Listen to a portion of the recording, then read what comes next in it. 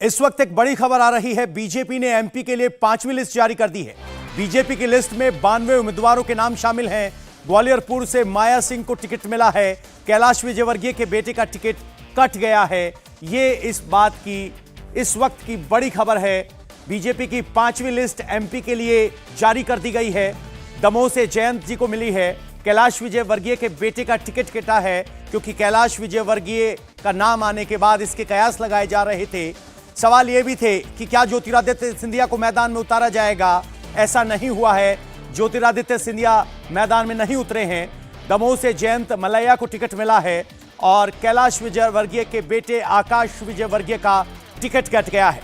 यानी इस वक्त एमपी के लिए सबसे बड़ी खबर, भिंड से नरेंद्र कुमार कुशवाहा को बीजेपी का टिकट मिला है। ये अलग अलग सीटों का हम जानकारी दे रहे हैं। दमोह से जयंत मलैया को टिकट मिला है। इसके अलावा बाकी नाम की बात की जाए तो आकाश विजयवर्गीय का टिकट कट गया है और एमपी के लिए 5वीं लिस्ट है। धर्मेंद्र सिंह लोधी को टिकट मिला है। उमा खटीक को हट्टा से टिकट मिला है। भिंड से नरेंद्र सिंह कुशवाहा को बीजेपी का टिकट मिला है और ग्वालियर पूर्व से माया सिंह मैदान में है।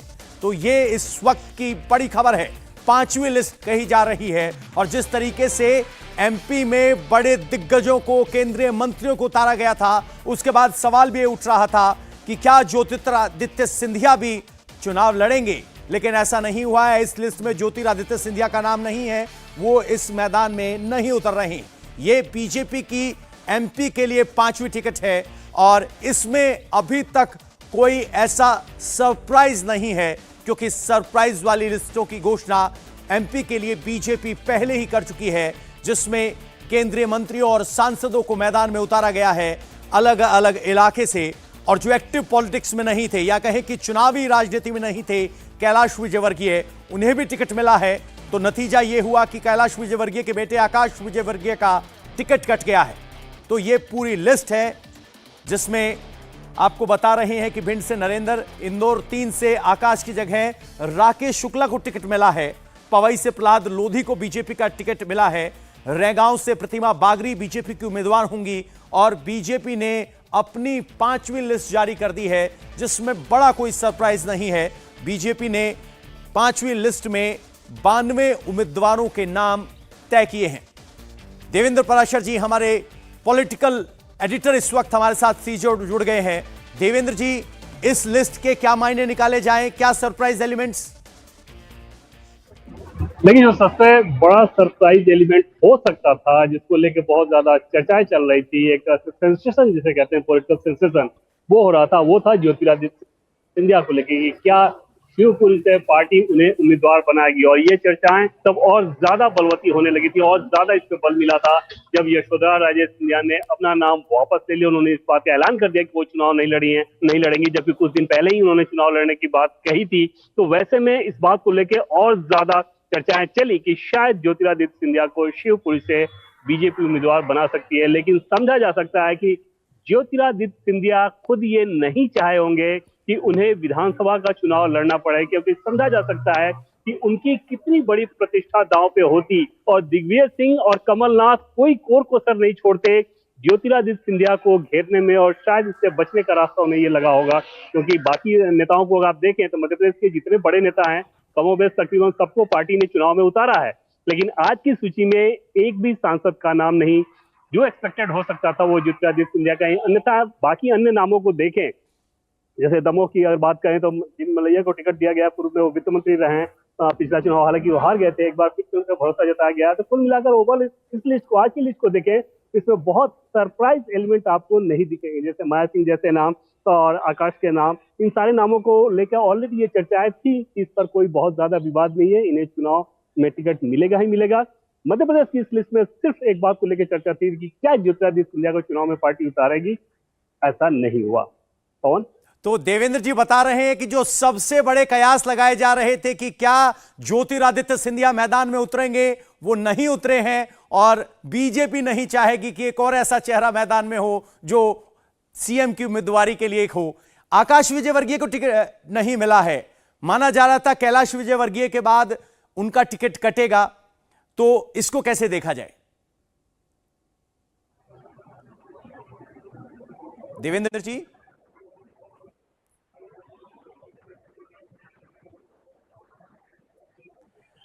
अनुराग अमिताभ जी भी इस वक्त हमारे साथ जुड़ गए हैं सीधे भोपाल से। अनुराग जी, 5वीं लिस्ट आ गई है, नाम 82 हैं। स्थानीय स्तर पर क्या चर्चाएं चल रही हैं?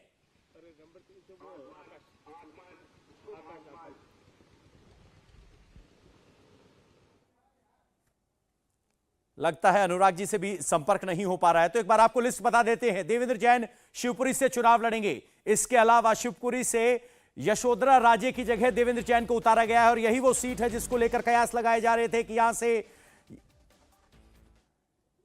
शिवपुरी से यशोधरा राजे की जगह देवेंद्र जैन को मैदान में उतारा गया है। शिवपुरी वो सीट जिस पर सबकी निगाहें टिकी हुई थी। एक बार जरा आपको एक एक सीट बता देते हैं।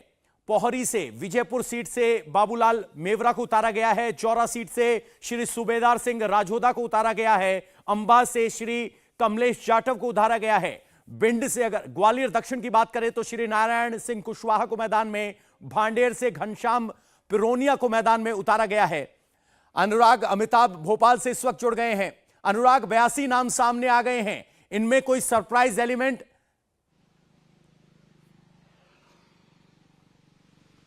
देखिए, तकरीबन 92 लोगों की सूची आई है। 2 लोगों को अभी होल्ड किया है। सरप्राइज एलिमेंट ऐसा तो ऐसा नहीं है, क्योंकि उम्मीद की जा रही थी कि तमाम जो 9 मंत्री हैं उनके नाम भी होंगे। ओपीएस भदौरिया जो सिंधिया समर्थक है उनका नाम जरूर कटा है, लेकिन सबसे सरप्राइजिंग एलिमेंट अगर कहें तो पहले से ही जिसे तय माना जा रहा था कि चूंकि इंदौर क्रमांक 1 से कैलाश विजयवर्गीय को टिकट मिल गया, इसलिए इंदौर 3 से जो टिकट है आकाश विजयवर्गीय का वो कटेगा। लेकिन जो होल्ड पे रखे गए थे पहले, दूसरी, तीसरी सूची पर मंत्रियों के नाम, मसलन जो उषा ठाकुर थी संस्कृति और धर्मस्व जिनके पास मंत्रालय था, उनको इस सूची में टिकट दे दिया गया है। महेंद्र सिंह सिसोदिया, बड़ा नाम था, सिंधिया समर्थक था, उनको भी दे दिया गया है। यशोधरा राजे सिंधिया शिवपुरी से जो विधायक रही हैं, ज्योतिरादित्य सिंधिया की बुआ रही हैं, उन्होंने जरूर चुनाव लड़ने से मना कर दिया था, इसलिए उनकी जगह जो है वो दूसरा नाम चुनकर देवेंद्र कुमार जैन को दिया गया है। महेंद्र सिंह सिसोदिया को बमोरी से दिया गया है। इसके बाद जजपाल सिंह जज्जी को अशोकनगर से दिया गया है।